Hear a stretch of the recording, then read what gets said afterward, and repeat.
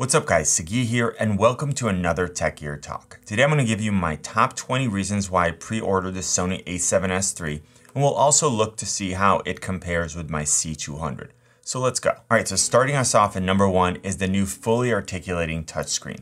This could technically be two features because it's a fully articulating screen and a full touchscreen, but I'm combining it into one reason. For the hybrid type of work that I do, I always prefer the fully articulating implementation. It's hugely valuable for video when I'm working on a gimbal, a slider, or when I'm in front of the camera. For photography, I like that I can always position the screen in a way that I can see it, whether it's on a tripod for product shoots, low to the ground, or even if I'm taking low angle shots in portrait mode. Now, as far as full touchscreen, Sony upgraded from their previous screens, which were only touchscreens for autofocus point selection and subject tracking.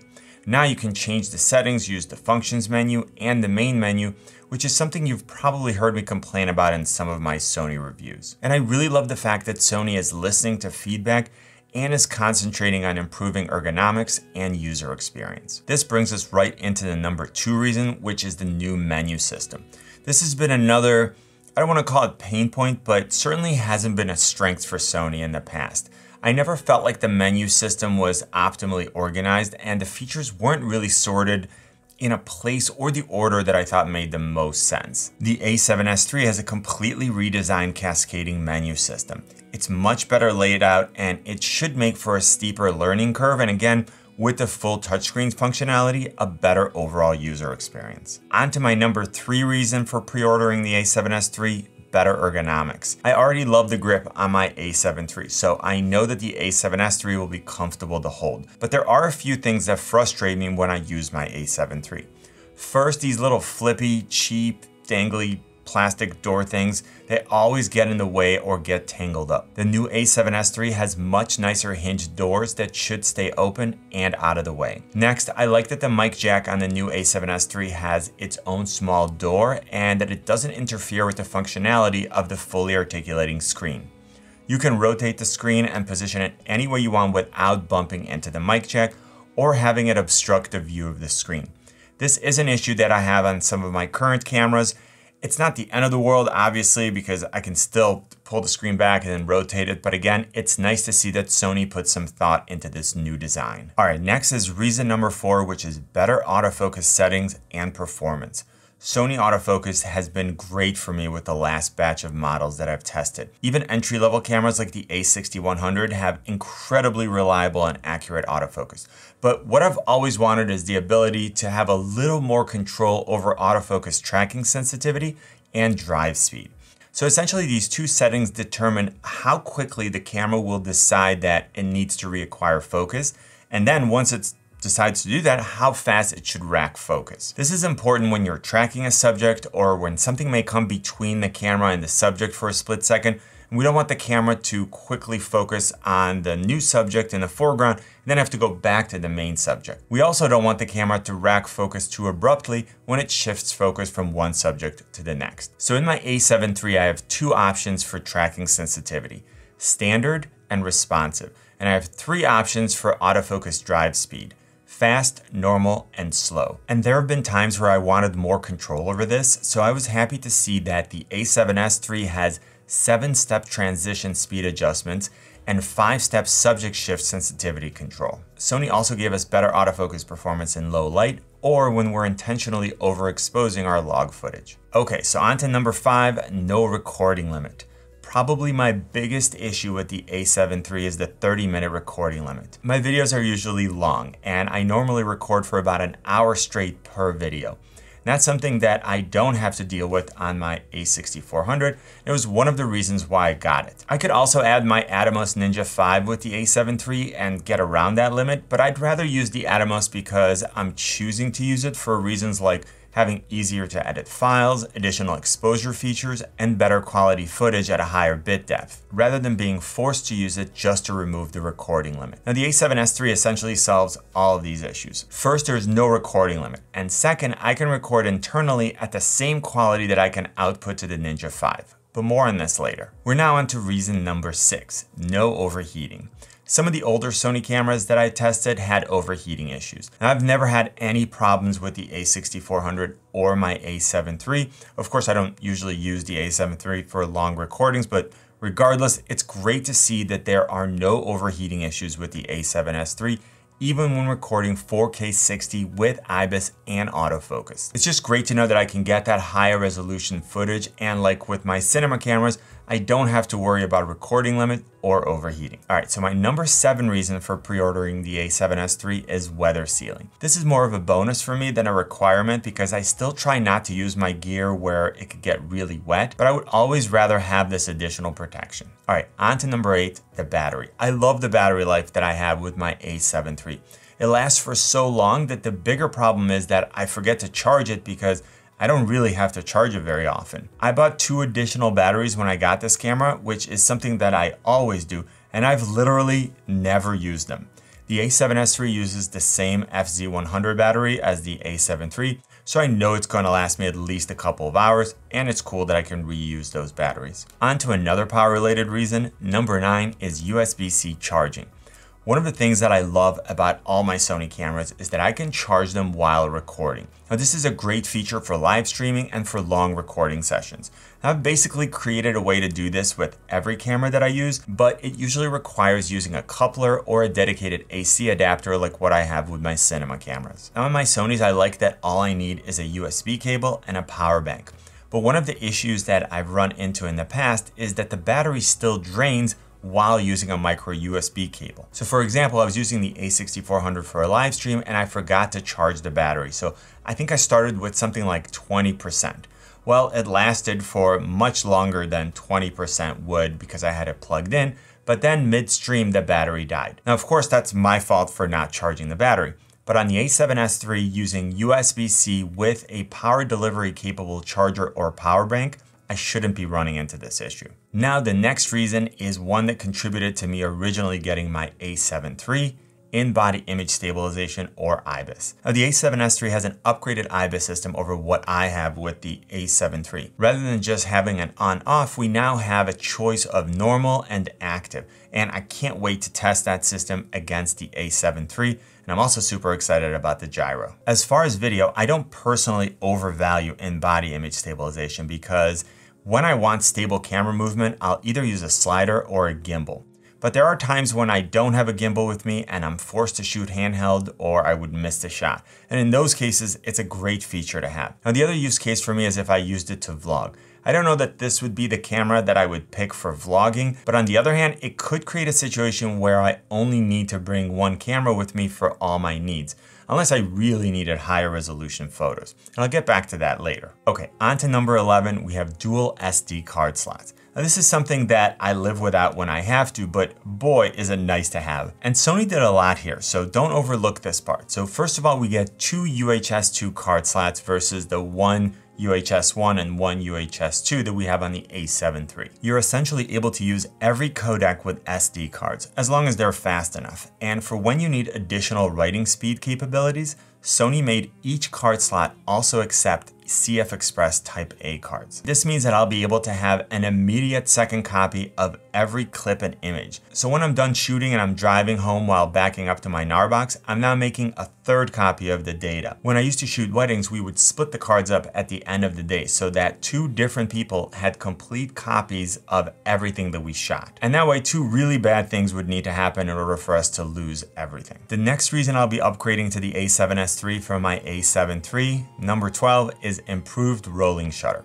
This is a pretty common complaint about the A7 III, and it's great to see that Sony has made some significant improvements with the A7S III.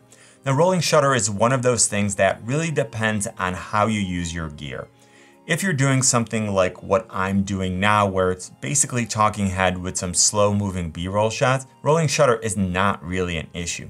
Again, for most of what I do, I don't whip the camera around like you see in a lot of the rolling shutter examples. But that's not to say that it doesn't matter. It just doesn't matter for most of what I do. If, on the other hand, you do things like shoot out of moving vehicles or shoot fast action or sports where you're having to quickly pan and track a subject, and there are a few other situations, in that case, it's much more important. Another example is when you're vlogging, and this sort of goes hand in hand with image stabilization. A lot of the reason why handheld footage looks so bad when you're vlogging isn't just because it's unstable, but also because the rolling shutter compounds the issue by essentially creating a whip effect as the camera shakes from side to side. I'm also super excited to see what the A7S III footage will look like on a gimbal. Okay, let's get to reason number 13, which is the new buttons and dials setup. First, and this is not new because I have it with my A7 III, I always like to have dedicated dials for aperture, shutter speed, and ISO. But there's something super frustrating for me about the A7 III, and that's the design of the exposure compensation dial. Because the dial doesn't lock, I always find that I'm at like +3 or -3, even though I didn't intentionally change it. I don't know if it happens when I take the camera out of the bag or put it back in, but it happens all the time. That dial is not super loose either, so I'm not really sure how it happens, but I know it happens. And I like the fact that on the A7S III, there is a lock on the exposure compensation dial. There's also one on the mode dial, but that one doesn't seem to happen to me for some reason. And I do like the fact that Sony moved manual photo mode to where it's right next to movie mode and S&Q, because those are the modes that I use most often. Now, speaking of different modes, that brings us to reason number 14, which is the separation of movie and photo settings. Now, this is something that I noticed and immediately loved about the Fuji X-T4. I had a chance to test a pre-production model of the X-T4, and this separation of the features was really nice. And I know this won't matter to every user, but I do switch between photo and video quite often. This was also a feature that was available on the Nikon Z50 and again was super useful. And I'll give you an example that frustrates me about cameras that don't have these two things separated. So for example, I could have a picture profile selected for video, but then I want a different one for photos. And I don't always remember switching it when I switch modes. So having these features separated means that the camera will remember what I had selected in each mode and it will switch it automatically. And that means that I won't find out that I just took 100 photos and I'm still set to like S-Log3. Now, speaking of photos, we get to reason number 15, photography. Wait, what? Look, if I want high resolution images, if I need more megapixels, this obviously isn't the camera that I would choose. But for the most part, I very rarely use any of my images at full resolution. I'm usually posting them on social media where I've drastically resized them, and even when I use the photos in my 4K videos, which are 3840 by 2160, I would still have to resize A7S III 12 megapixel files, which are 4240 by 2832. So this is going to save me from having to bring two camera bodies unless I'm doing client work where I would want to deliver high resolution files. I'm also super excited to test the low light, or rather high ISO performance of the A7S III for stills. Next we have number 16, and I'm super excited about this. Like, absolutely fantastic codecs and recording modes. I'll go into this in much more detail in my review, but the A7S III has H.264 all intra or all I, which should give me beautiful looking footage and footage that's easy to edit. I do have an absolute beast for video editing, so I'm not complaining, but I would still rather work with files that are less challenging for the system to handle. I'm also super excited to have 4K 120 10-bit 422 in camera to both SD card slots from such a small factor with autofocus. The only thing I'm not really sure yet is whether there's face detection in 4K 120. I think there is, and if you know, put it in the description. Moving on, number 17, external recording and monitoring. Since the A7S III has no recording limit, it has a fully articulating touchscreen and can record internally in easy to handle 10-bit 422, there's less of a reason for me to use the Atomos Ninja 5 to record externally. I do like having that flexibility, and in addition to that, I like that I can now monitor externally and record internally without a problem. With my A7 III and my A6400, if I wanted to monitor externally in 4K, I would lose face detection. It worked in 1080p, but not 4K. So if I wanted to monitor 4K externally, I had to disable internal recording and then also record externally, and then face tracking would work. With the A7S III, I'm not going to have that problem, and since I already have it, I can still use the Ninja 5 for monitoring on a larger and brighter screen and for the additional exposure assistant features it offers. Before I move on, if you like what you've seen so far and have gotten value from this video, let me know by giving it a thumbs up. It helps the video and the channel, and it lets me know what kind of content you like so that I can make more of it. And if it's your first time here, hit the subscribe and notification buttons so you can always stay up to date on the latest gear and tutorials. Now, speaking of recording and or monitoring externally, we're on to reason number 18, which is the full-size HDMI port. This may seem like it's not a big deal, but I always prefer full-size HDMI ports to the micro or mini. I always feel like the micro is gonna snap off and break. It's also a pain to have to find the right cable each time, and it's much easier to just have full-size HDMI cables that work for streaming, monitoring, and external recording. All right, we have 2 more reasons on this list. The first is a nice to have, but the second I'm super excited for. So at number 19, I have easy white balance setup. I always try to use a custom white balance when possible. With some of my other cameras, I have to first take a picture and then use it to set a custom white balance, which is kind of a pain.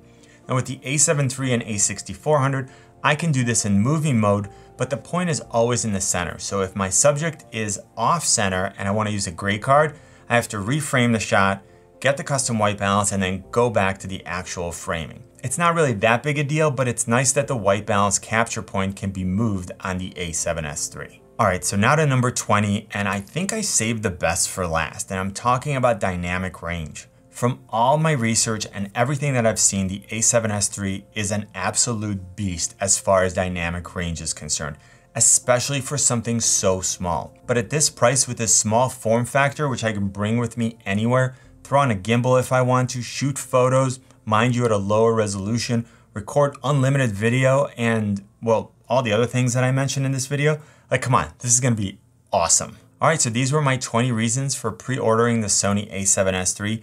I should be toward the front of the list, so hopefully I'll be getting it within a couple of weeks. If in the meanwhile you want to check out some of my detailed reviews of some other Sony cameras, I'll put a link to my Sony playlist up in the corner and in the description. If you're as excited as I am about pre-ordering this camera, I'll put links in the description where you can pick up the body, as well as a few lenses that I think will pair up well. I really hope that I was able to give you a good overview of why I think the A7S III is worth ordering, and if I did, please let me know by giving this video a thumbs up, tweet it, share it, and if you haven't yet, join the community by hitting the subscribe and notification buttons.